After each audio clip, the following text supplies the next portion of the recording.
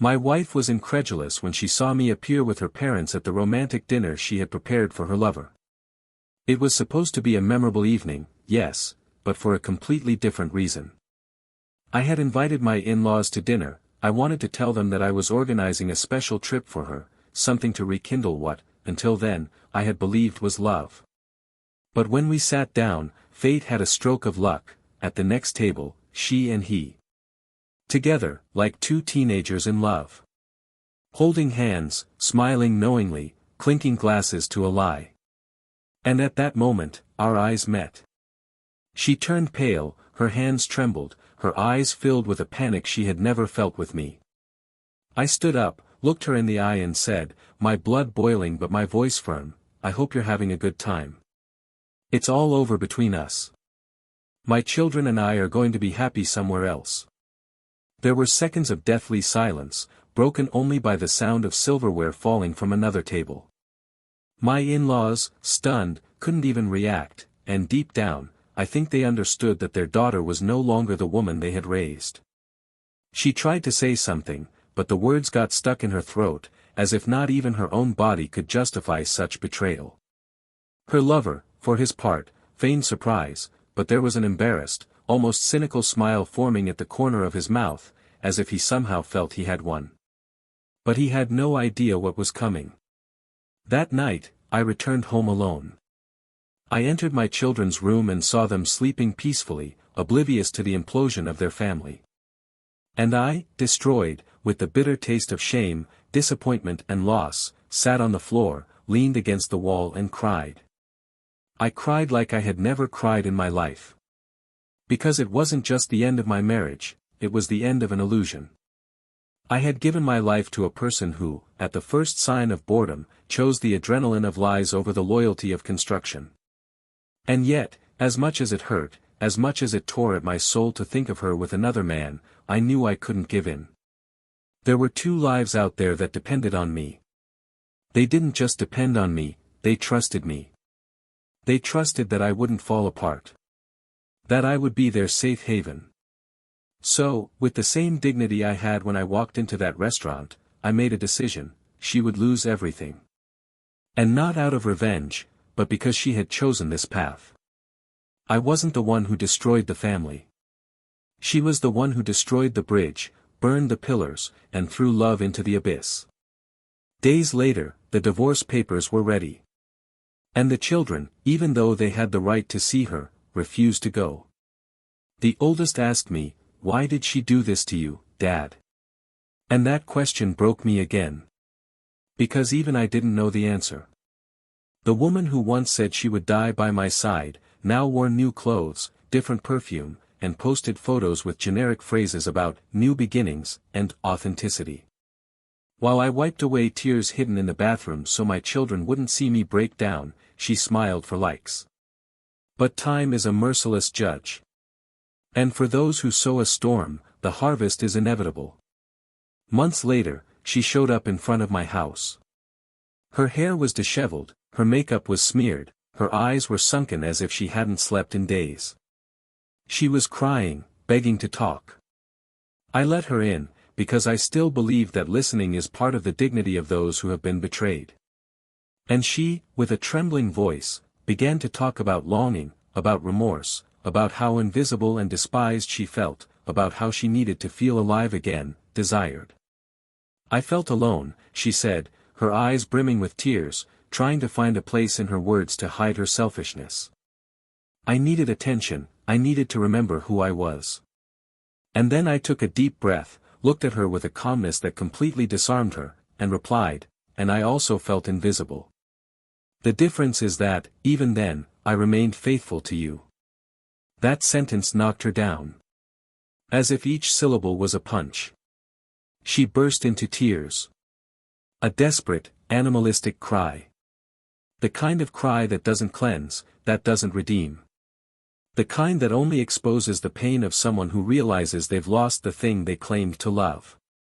She asked me for another chance. She said we could rebuild, that the children needed the family to be united. That true love conquers everything. And I, looking into her eyes, replied, "True love doesn't betray." From that moment on, something changed. Not in her, but in me. That pain that was stuck in my chest began to dissolve. Because, for the first time, I could see what she was without the fog of feeling. For the first time, I was free. And it was in that freedom that I met someone else. Someone who didn't carry broken promises, who didn't hide smiles on her cell phone, who didn't say she was tired and then sneak out. Someone who looked me in the eyes with presence. With truth. Meanwhile, she tried to get back on her feet. But her children didn't want to see her. Her lover had already disappeared, probably in search of another woman bored with her own life. Her mutual friends had disappeared. And her parents, embarrassed, avoided her. And there, alone in an empty apartment, eating the leftovers from a banquet of bad choices, she realized, betrayal is like a stone thrown into a calm lake, the rumble passes quickly, but the ripples, oh, the ripples last forever. Today, I move on with my life. Rebuilt. With my children smiling again. With someone by my side who hugs me when I arrive, who holds my hand without shame, who doesn't need a lover to feel alive. And she, well, they say that regret is silent. But hers echoes every day. It echoes in the messages she still sends me. In the frustrated attempts to get closer. In the look I saw for the last time, when she watched me from the sidewalk, watching my children hug another woman and call her mother. And the most curious thing about all this, something that no one would ever know, is that before I discovered the betrayal, I was planning more than just a trip. I was getting ready to renew our wedding vows. I was going to ask her to marry me again, 20 years after the first "I do." I had the ring, I had the speech, I had the plans.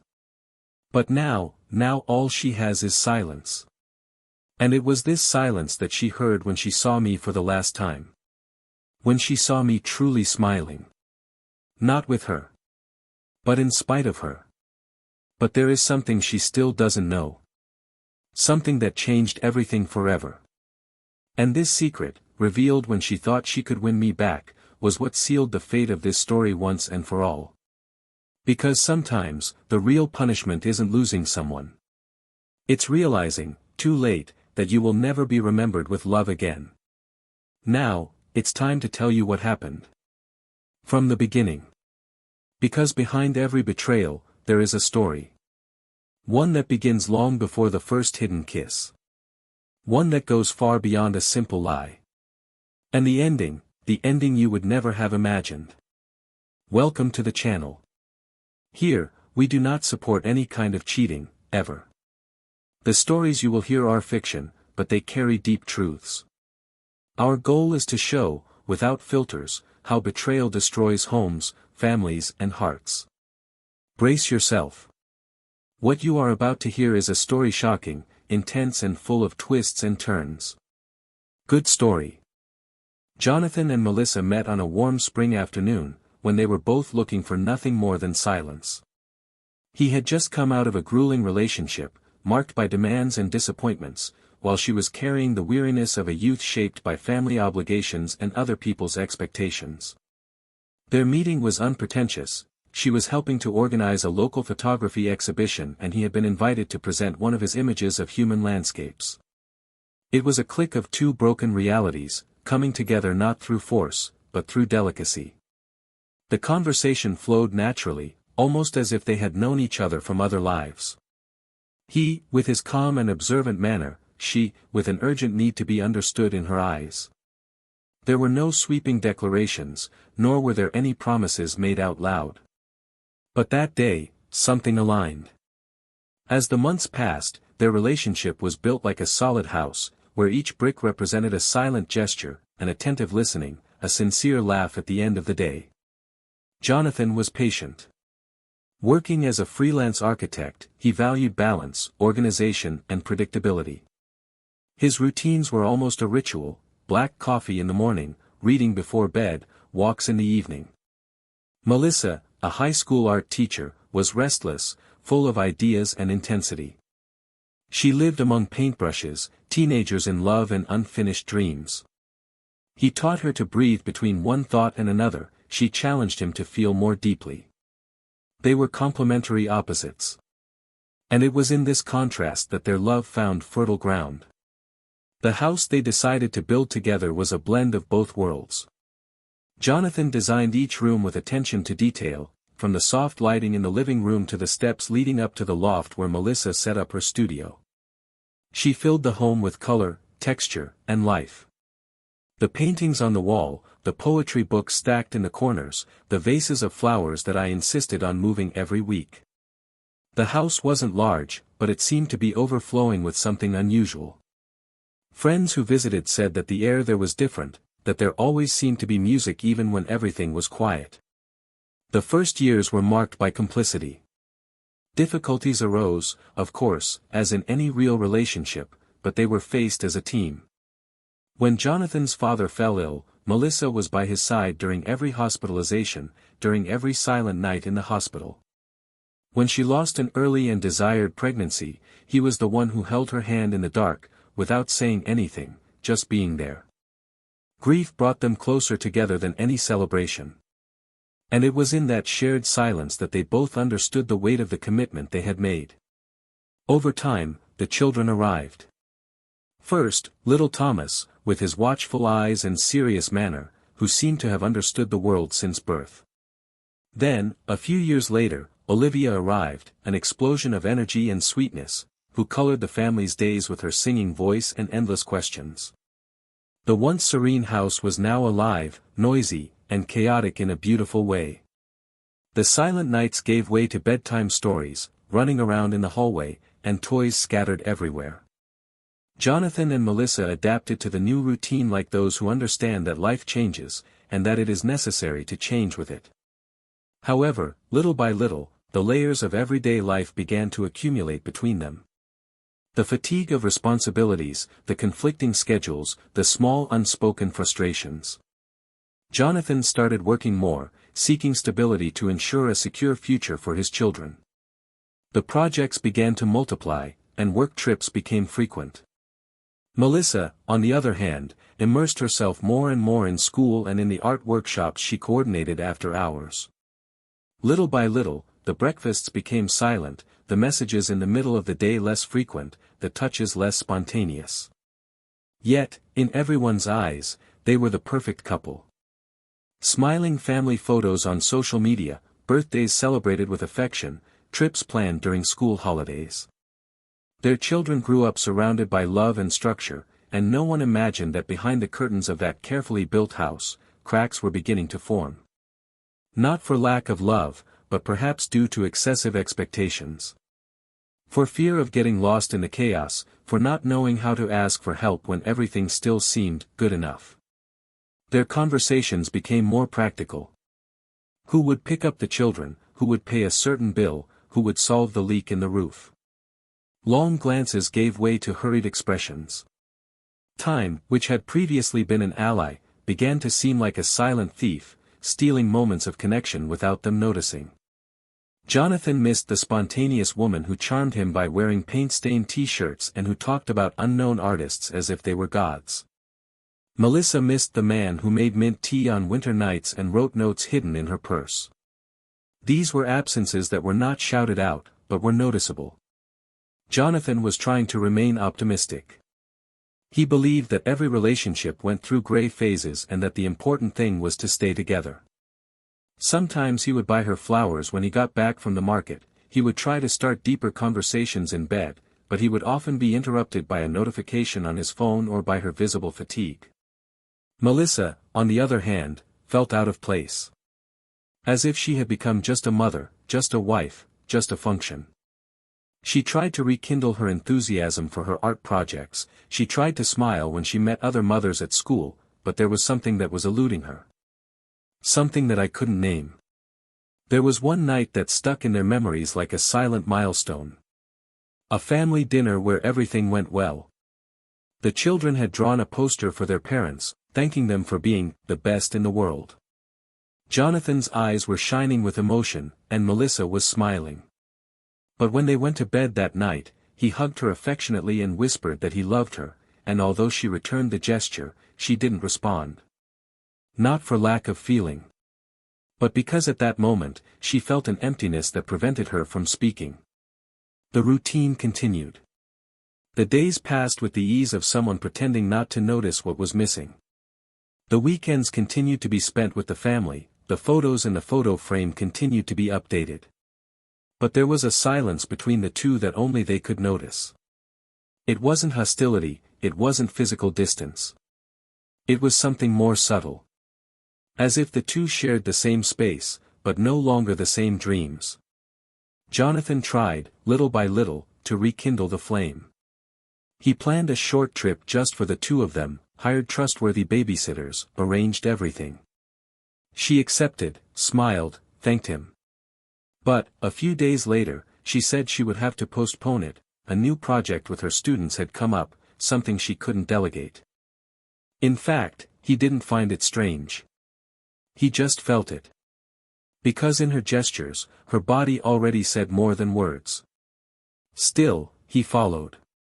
For love. For history. For memory.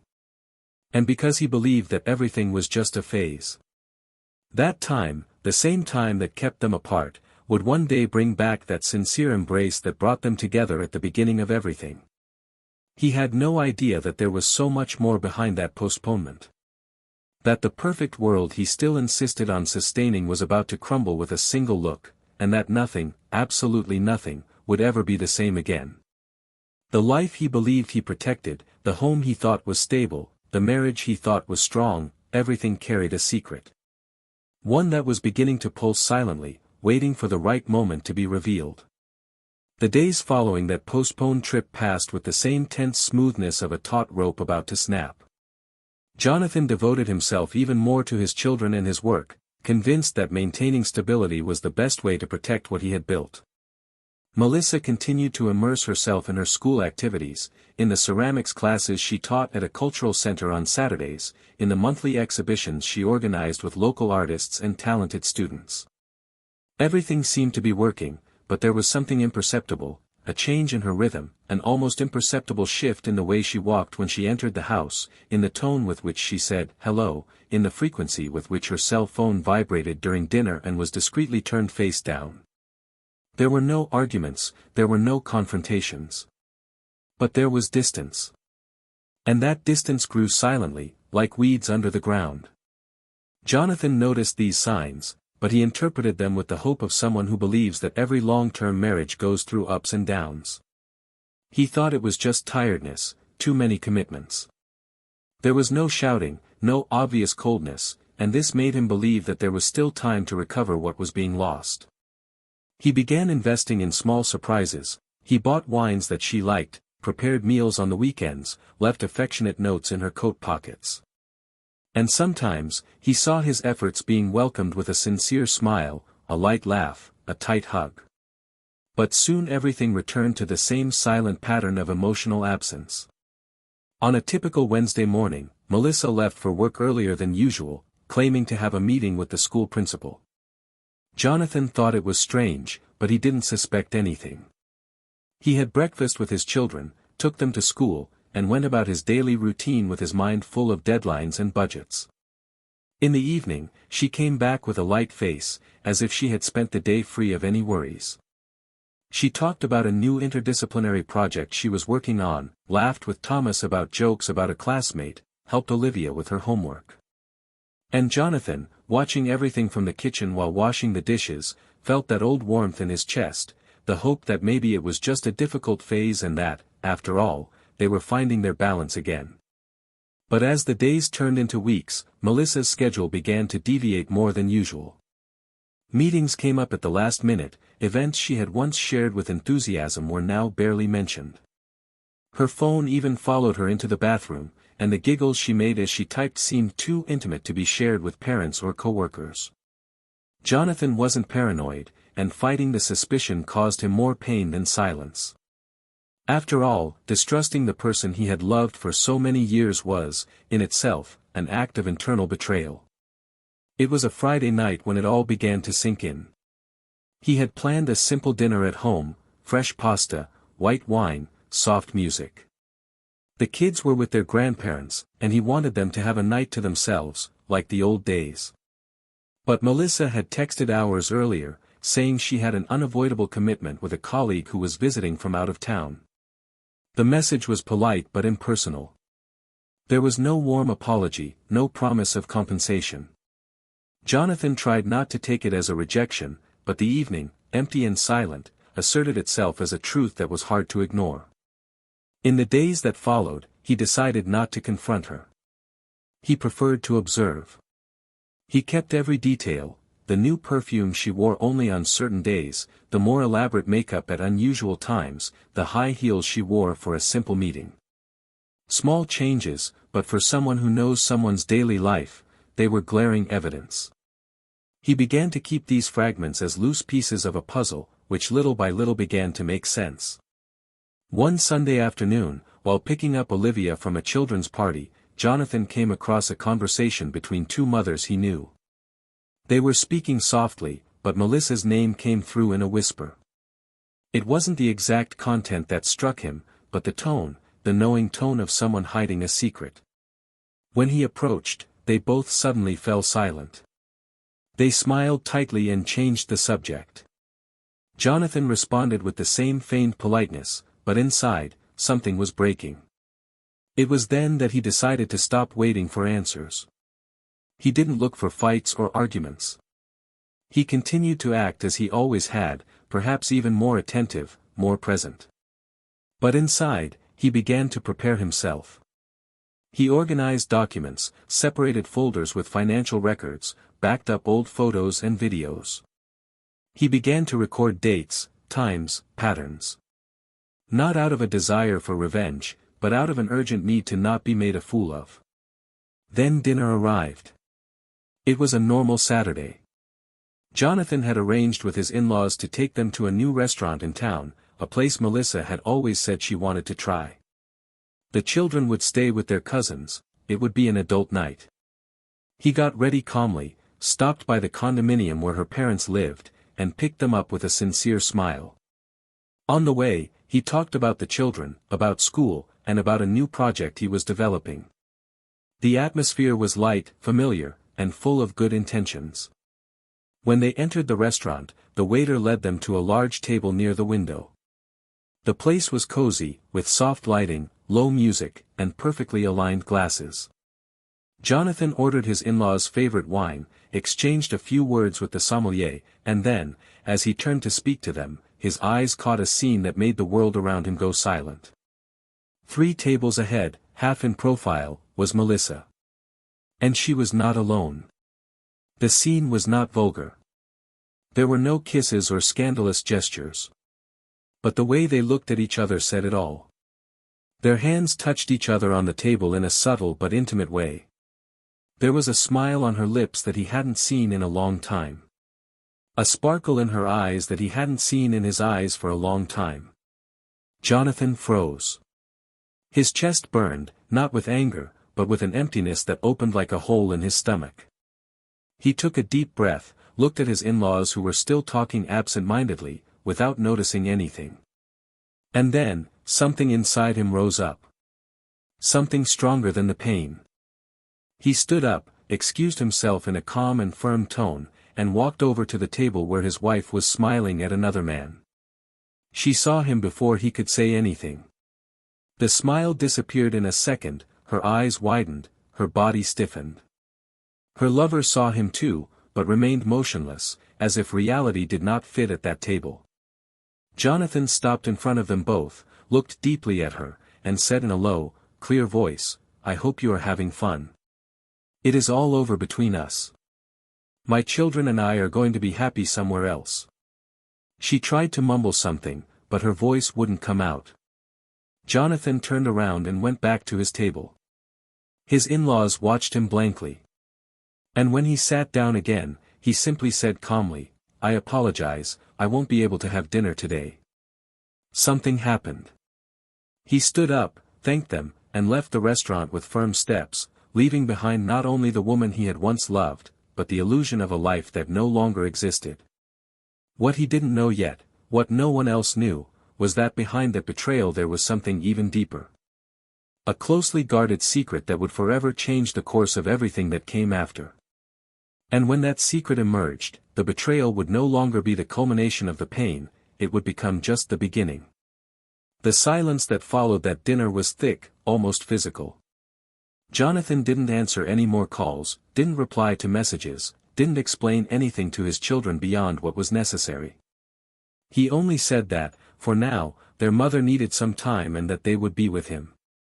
He moved temporarily to a friend's house, organizing his days between work and the children's routines, as if he were anesthetized.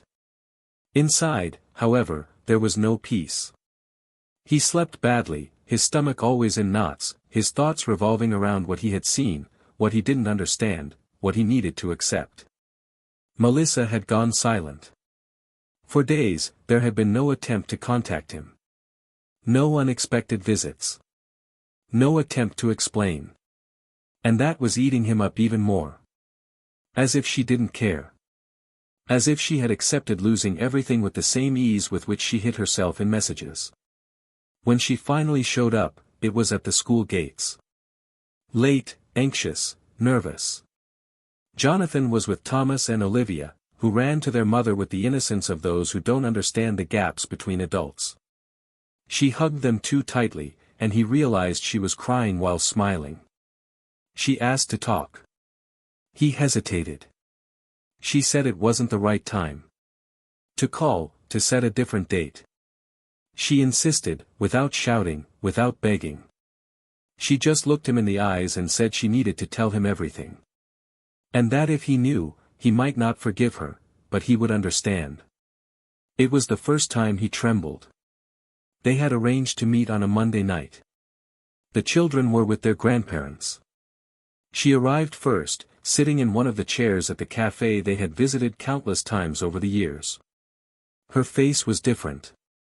Not the same as in the restaurant. Not the same as in the last few months.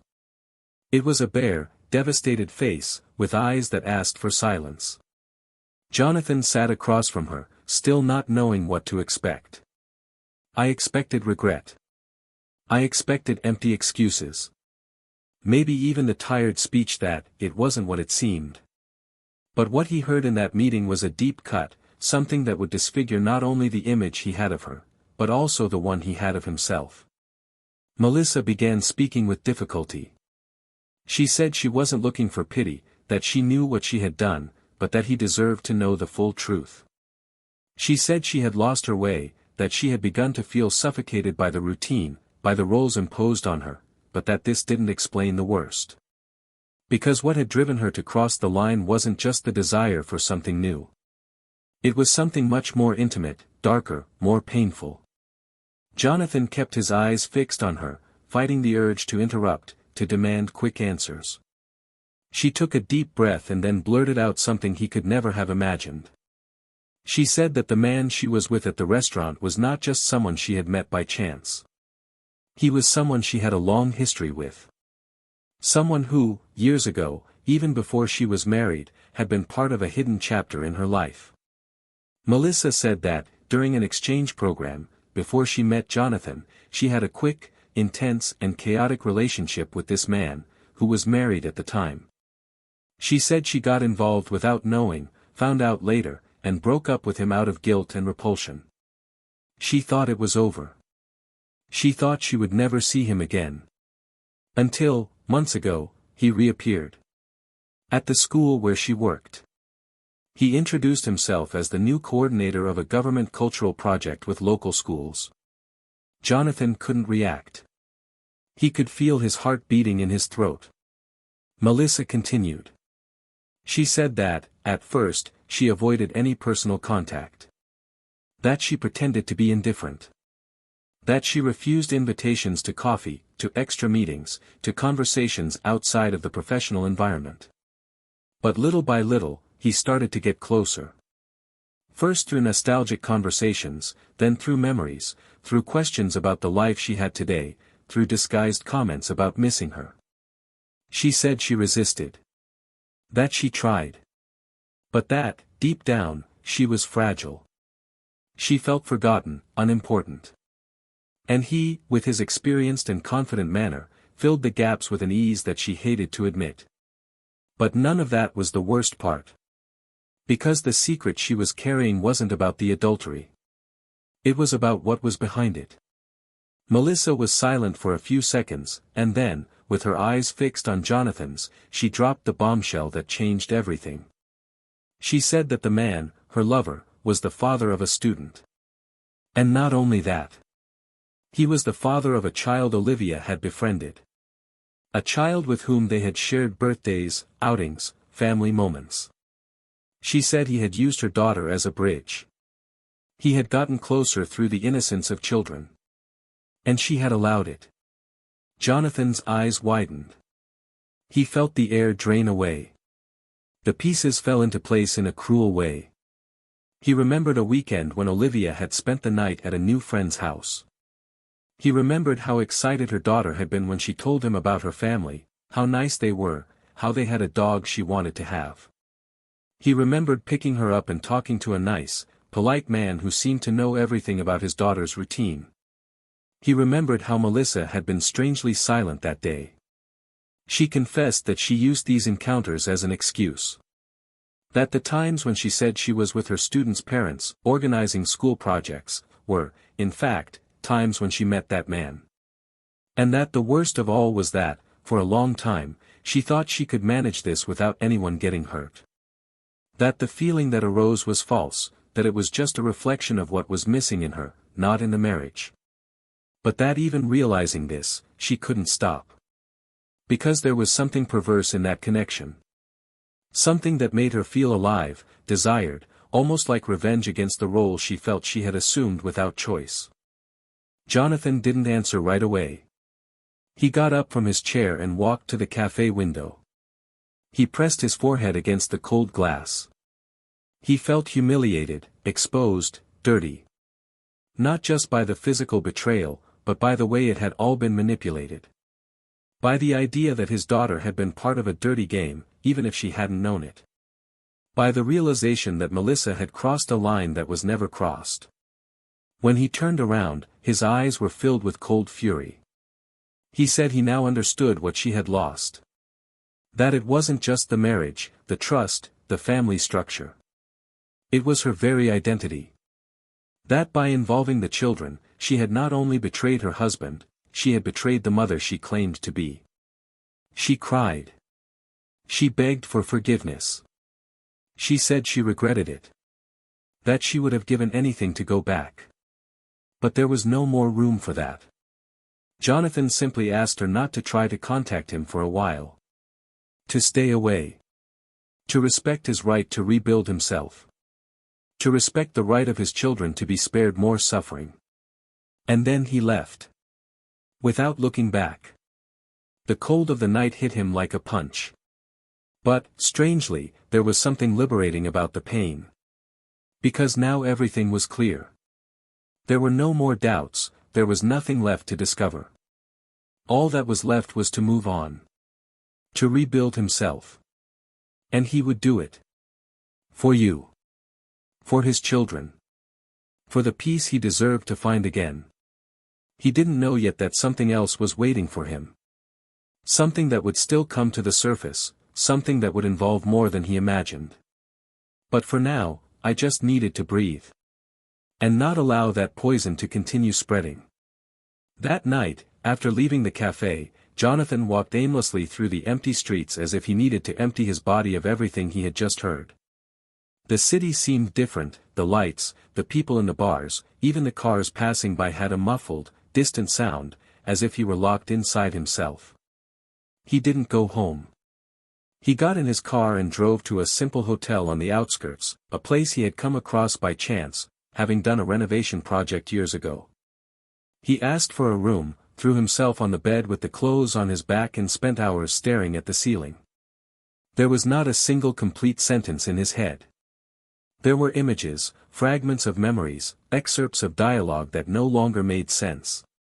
Olivia's face, smiling after returning from her new friend's house.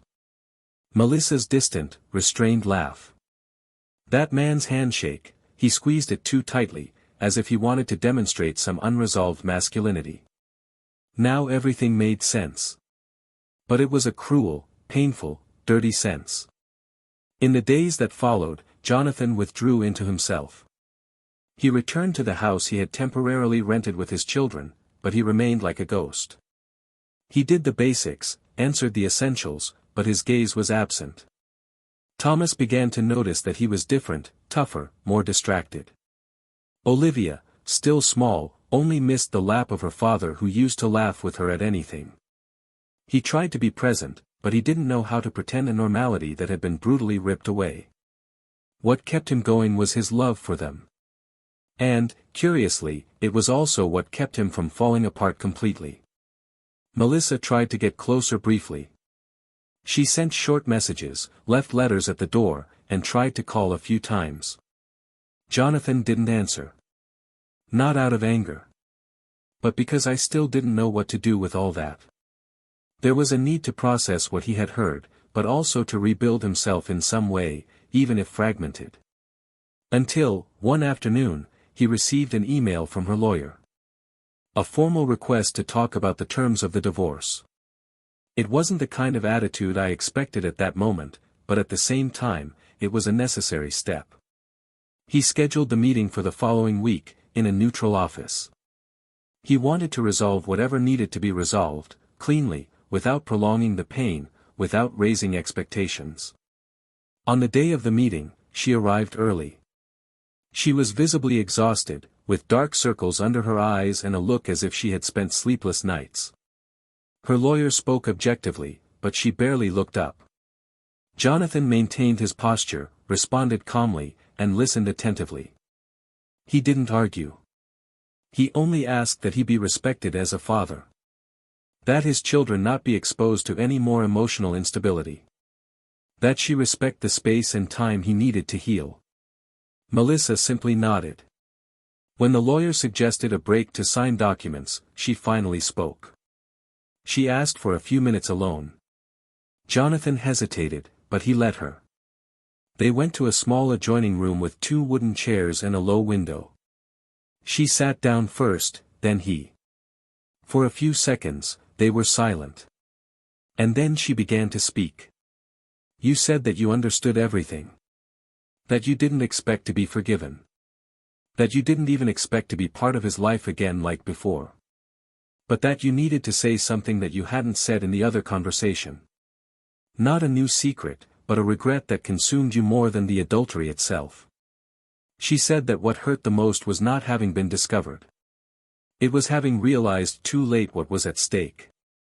That, for a long time, she had fooled herself into thinking that she had something special with that man, that she had rediscovered a forgotten part of herself. But that all it took was for the truth to come out for her to see how much she had allowed herself to be manipulated. That he made her feel desired, yes, but he also made her feel inferior, dependent on his approval, vulnerable. That the conversations that had once seemed intense turned out to be shallow. That, since the scandal happened, he had disappeared. Disappeared. No message, no connection. Just the cowardly silence of someone who was only there for the adrenaline of conquest. Jonathan listened to everything, staring out the window. The words brought no comfort, nor surprise. They only reinforced what he already knew, that she had lost herself before betraying him. But then she said something that made him turn his head. She said that, days before that fateful dinner, she had dreamed about him. About the Jonathan of before. The man who waited for her with tea on cold nights, who left improvised flowers on the bathroom mirror, who read books next to her in silence. She said she woke up crying, with the feeling that she had killed that love with her own hands. And that, even so, she still had time to give up. That she could have ended it all before going to the restaurant with the other man. But she didn't have the courage. She didn't know how. Jonathan stood up slowly. He simply said that she had already said everything. That he understood. And that perhaps one day he could talk to her like a normal human being, without pain, without hate. But that, at that moment, he needed to stay away. When he left the room, he felt a new lightness. It wasn't forgiveness. It was the acceptance of the end. The recognition that there was nothing left to save, and that, as cruel as it was, it also brought freedom. In the months that followed, Jonathan devoted himself entirely to his children. He organized the new house, established simple routines, bought a bicycle for Olivia, and set up a small telescope for Thomas, who was now interested in the stars. He didn't speak of his mother with resentment. He simply said that sometimes adults make bad decisions, but that this doesn't diminish their love for their children. The children gradually adapted. With questions, with longing, with doubts.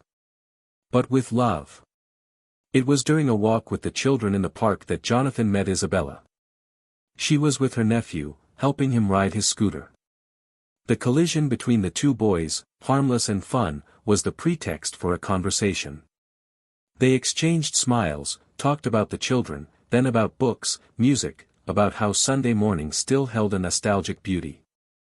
In the following weeks, they began to see each other more often, first by chance, then by choice. Isabella was different. She had a lightness that was not superficial, a kindness that was not passive. She talked to Jonathan as if she were truly listening to him. And, little by little, he realized that he was smiling again, not like someone pretending to be okay, but like someone who was beginning to rediscover pieces of himself. Melissa found out. She saw a photo posted by a mutual friend. Jonathan and his children, and a woman beside him, laughing together in a square. Her face remained still for a few seconds. Then she simply closed the app. She didn't cry. She didn't scream. But she felt a pain that came from within. Not because of jealousy, nor because of possession. But because, in that moment, she understood what she had really lost. It wasn't her marriage. It was her place in his life. It was her space in her children's hearts. It was the chance to, perhaps one day, repair what had been broken. The following week, she showed up unexpectedly at Jonathan's house. He opened the door, surprised. She asked to come in, saying it wouldn't take long. He hesitated, but let her. They sat on the porch. She looked around, saw the new arrangement of the furniture, the children's drawings hanging on the wall, the homey atmosphere that still existed there, even without her. She said she didn't want to talk about the past, or what she had done. But she needed to tell him that if he was happy, she was at peace. Jonathan just nodded. There was nothing more to say. But she continued. He said he still blamed himself for everything. That he had started therapy. That he was trying to understand why he had destroyed something so beautiful. That there were days when he dreamed about his children and woke up with his shirt wet with tears. He said he tried to call him, that he wrote letters that he never sent. But that deep down, he knew that his time had passed. That he didn't expect forgiveness. He just wanted him to know that. Jonathan took a deep breath. He said he believed her. That he knew her pain was real. But that now his focus was on the present. That he was fine. That he didn't feel angry. That he had overcome it. And that, most importantly, he had found peace again. She just smiled. A sad smile, but a sincere one. She thanked him, got up, and left. This time, without hope. But with an acceptance that, somehow, was also liberating. As she walked away down the sidewalk, Jonathan went back inside. He found Olivia painting at the table, Thomas working on a puzzle on the rug. He sat between them, picked up a piece, and helped his son. Outside, the sun was beginning to set. Inside, something new was beginning to be born. And even without saying a word, he knew, the pain had been deep, but the rebirth would be even more powerful. In the days that followed that last conversation between Melissa and Jonathan, time seemed to take on a different rhythm, more serene, more solid. Life, which until then had been full of uncertainty and open wounds, began to take on more defined contours. Jonathan, who had survived for so long in a fog of pain and solitary responsibilities, began to breathe more easily.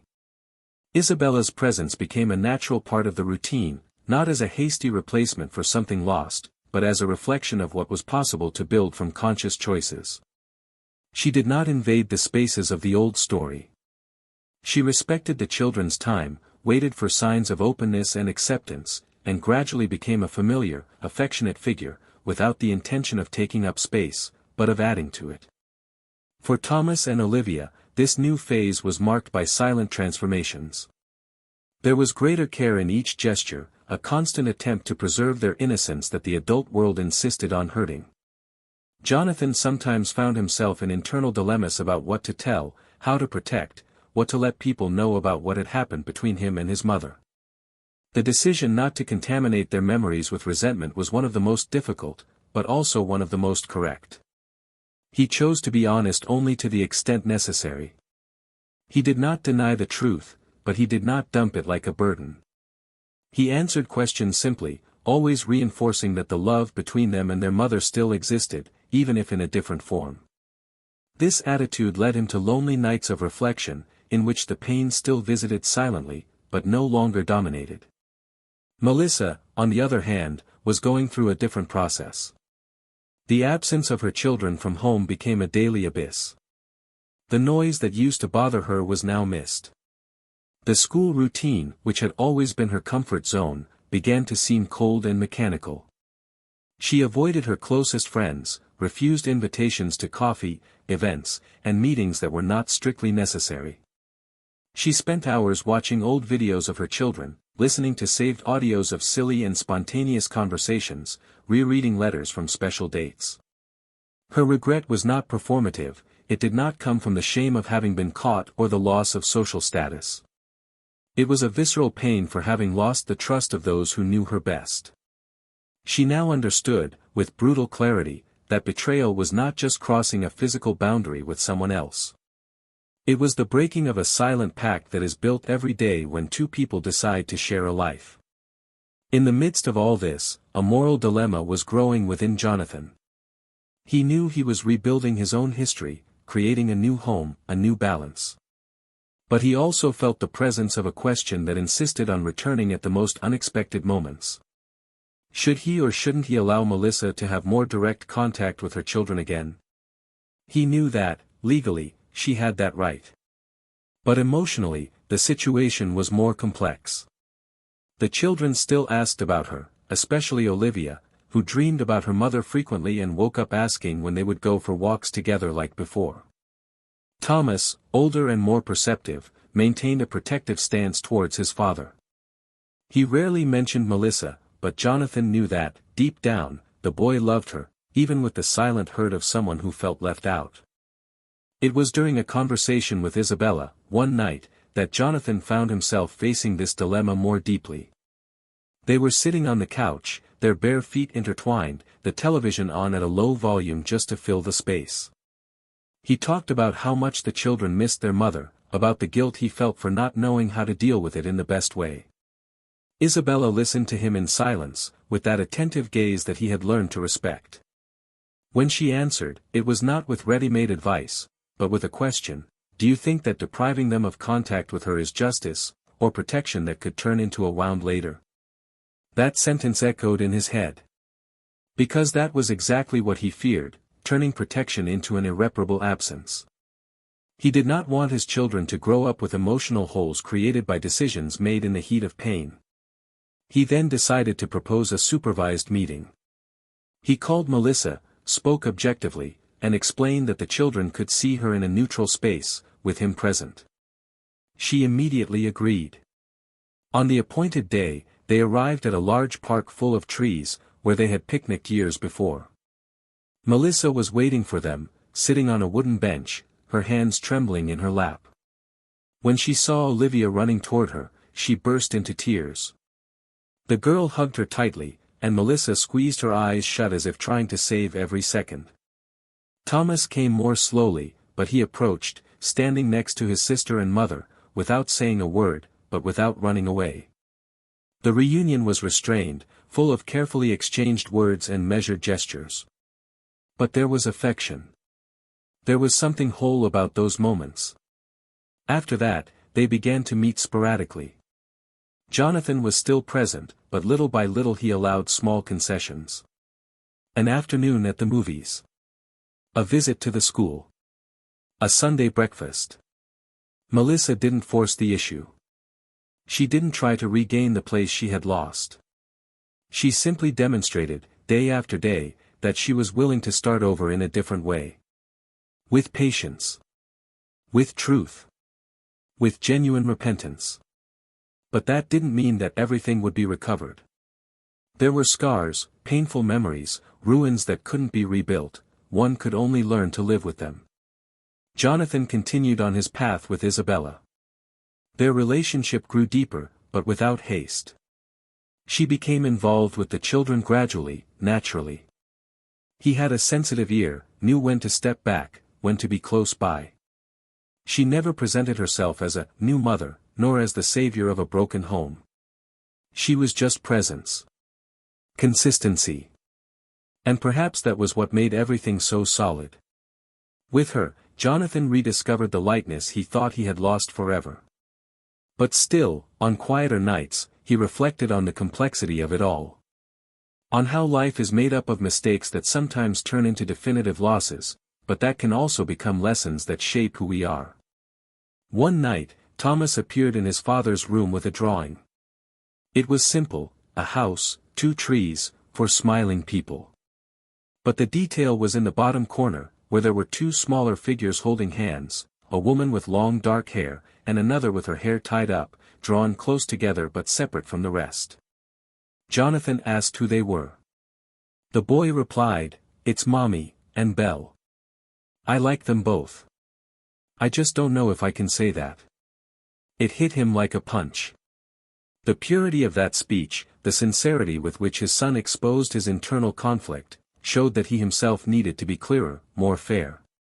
He knelt before his son, put his hand on his shoulder and told him that he didn't have to choose. That love was not a space that was divided, but multiplied. That it was possible to love your mother and like Belle. That it wasn't wrong. It was human. That moment changed him.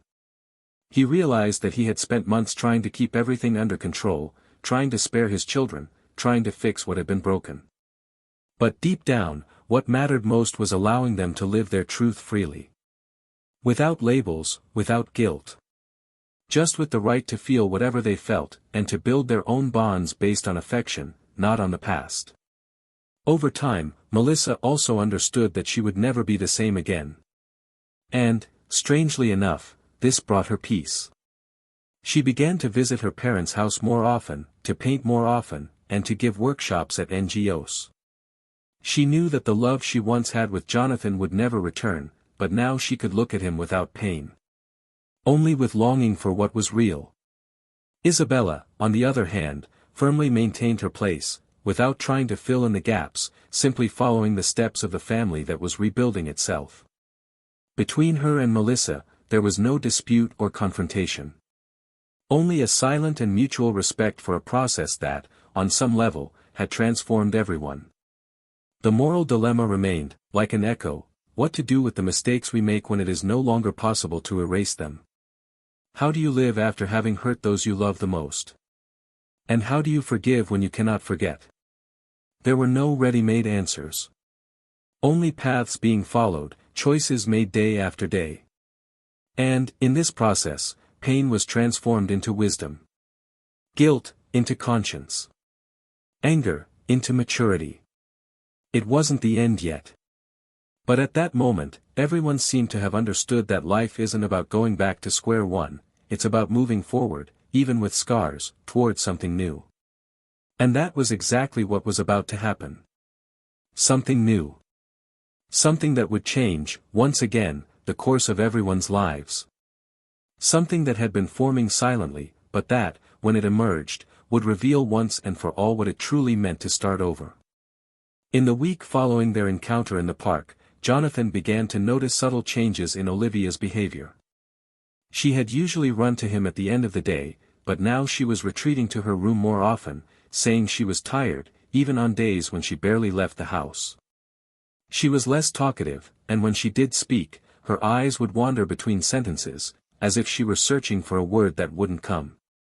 Jonathan noticed, but he didn't want to press her. I knew, instinctively, that it was something deeper than just longing or a childish phase. One late afternoon, when he went into her room to tell her that dinner was ready, he found her hugging her sketchbook.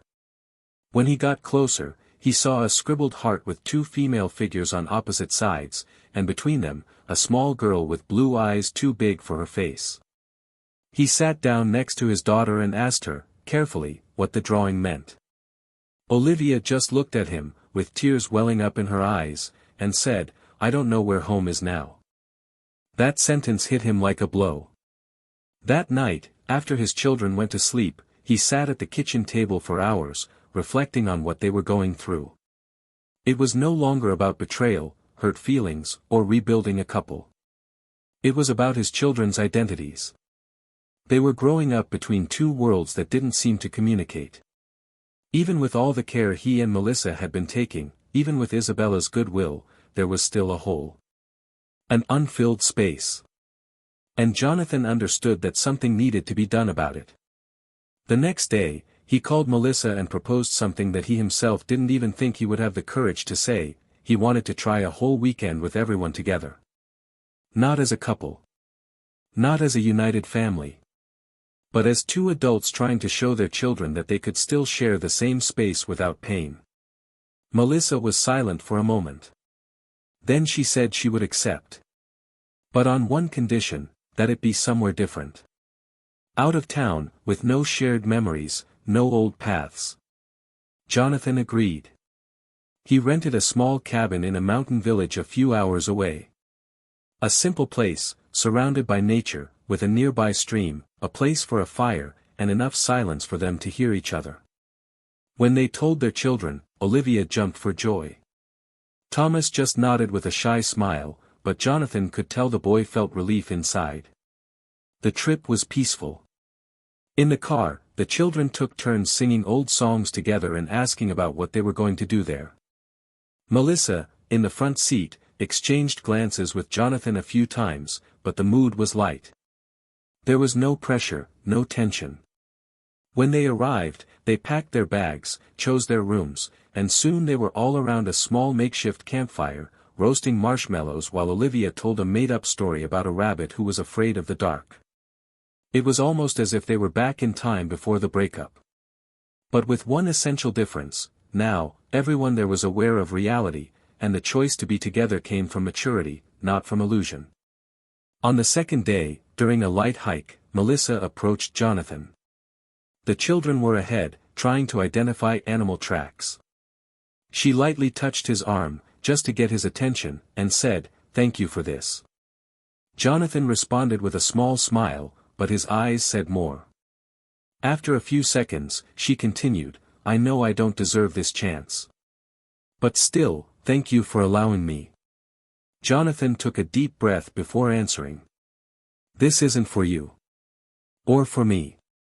It's for them. They need to understand that people make mistakes. And that, even after that, they can still walk side by side for the greater good."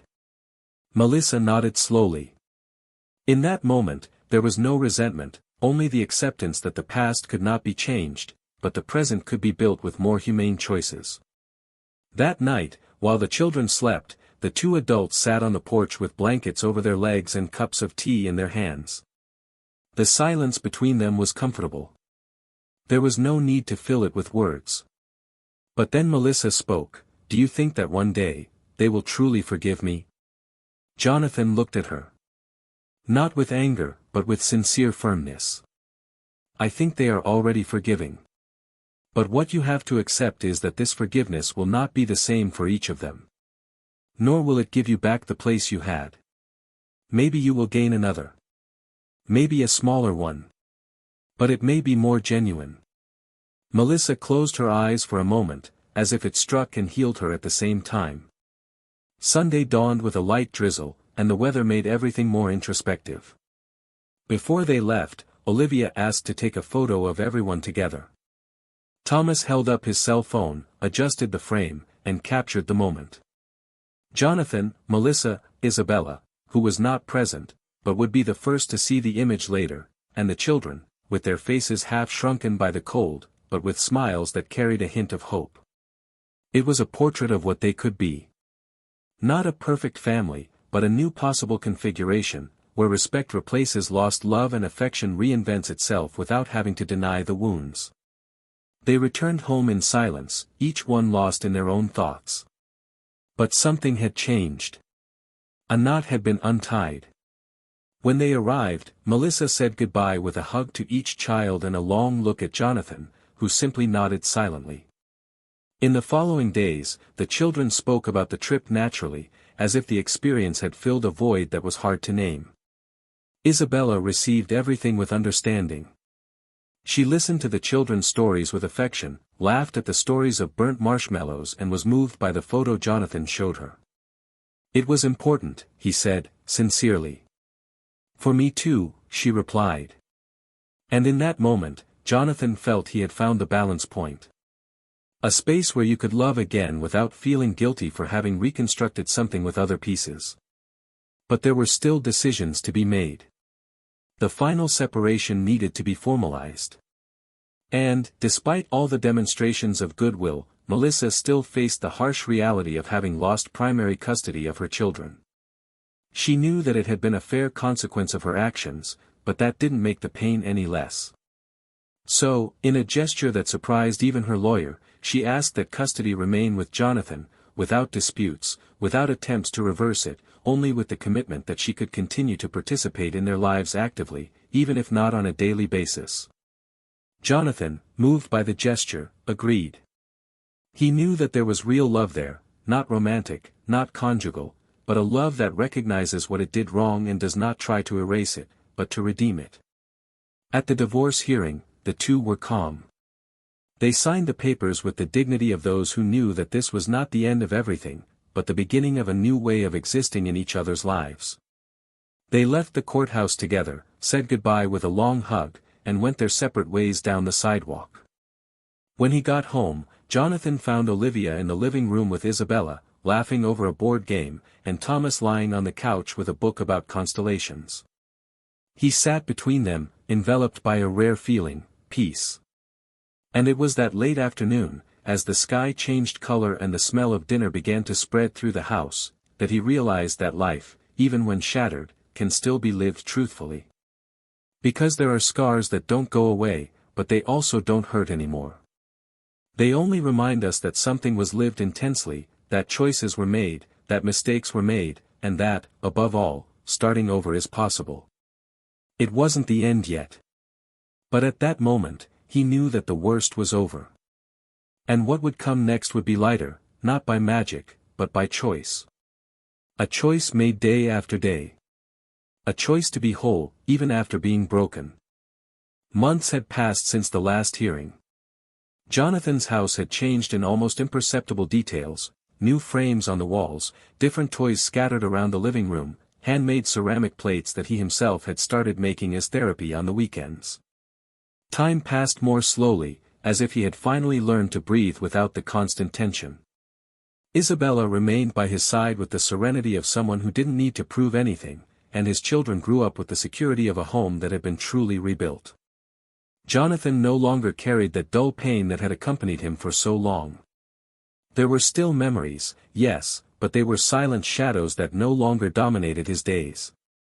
For the first time in a long time, he found himself at peace with his choices, not because everything had been fixed, but because everything had been accepted. And acceptance was, after all, the most silent form of freedom.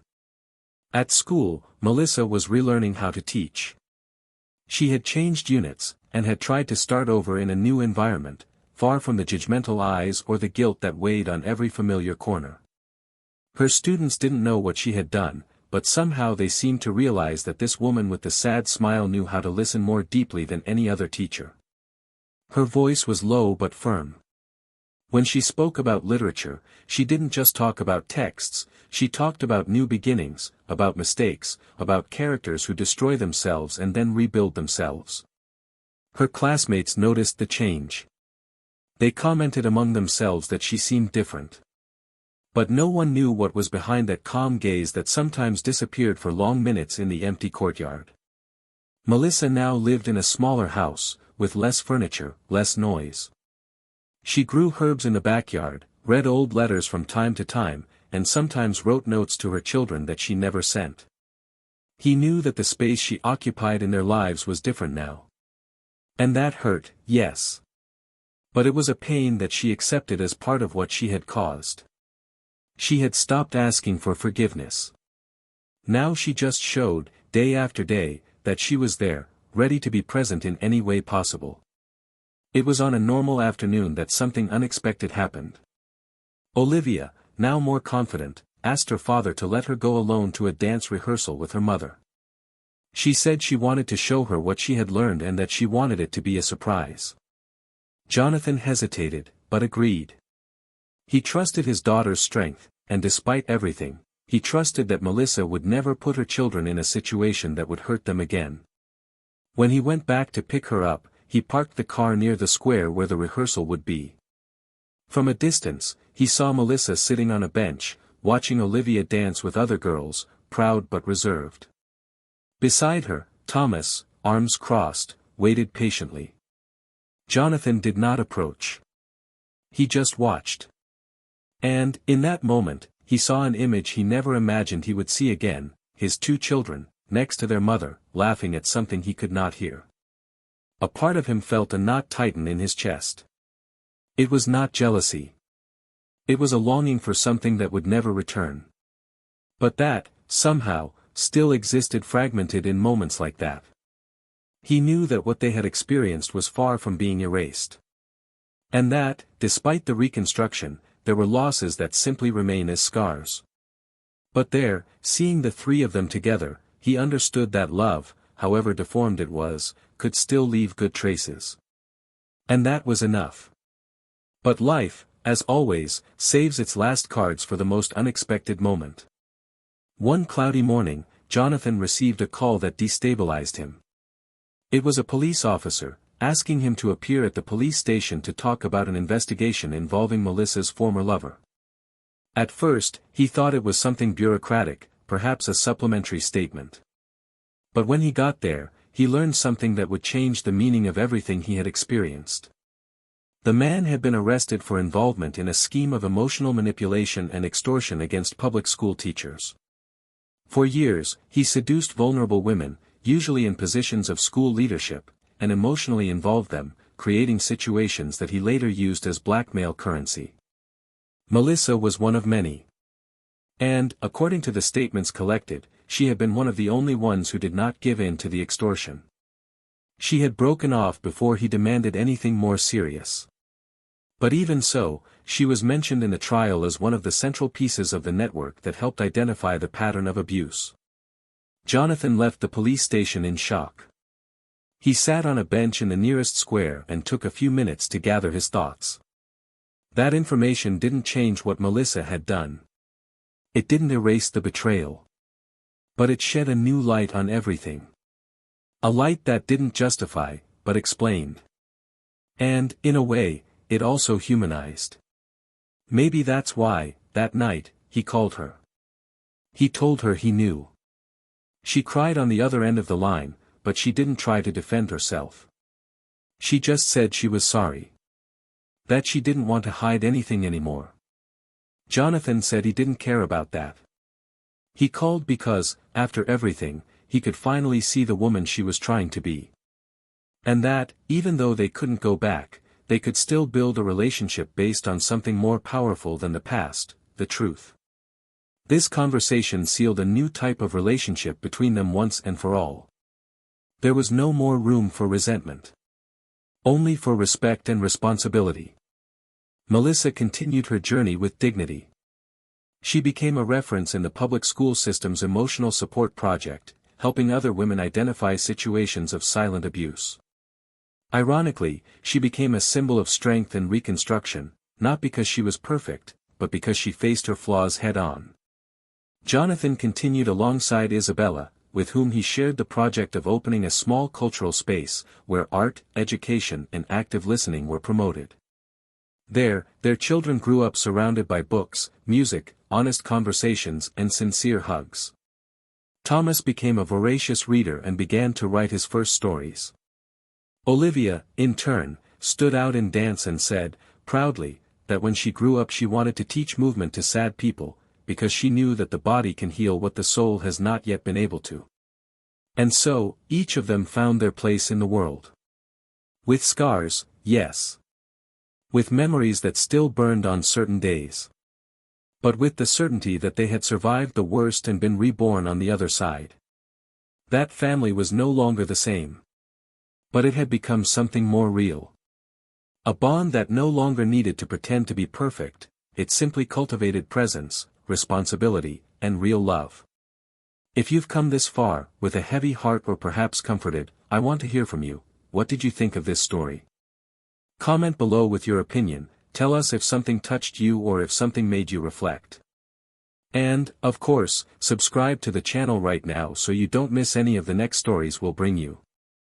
This story shows us, in depth and without beating around the bush, how destructive betrayal is. It doesn't just hurt the betrayed person. It tears apart structures, drives away children, silences affections, and creates holes that are sometimes never filled. It is a choice that always leaves scars, even when the repentance is sincere. Forgiveness can come. Reconstruction is possible. But the damage, that never disappears completely. That's why we need to remember, this channel does not support any type of betrayal. Here, we show what really happens when someone chooses to break the most intimate pact that exists between two people. Until the next story. And may it always serve as a warning, and a hope.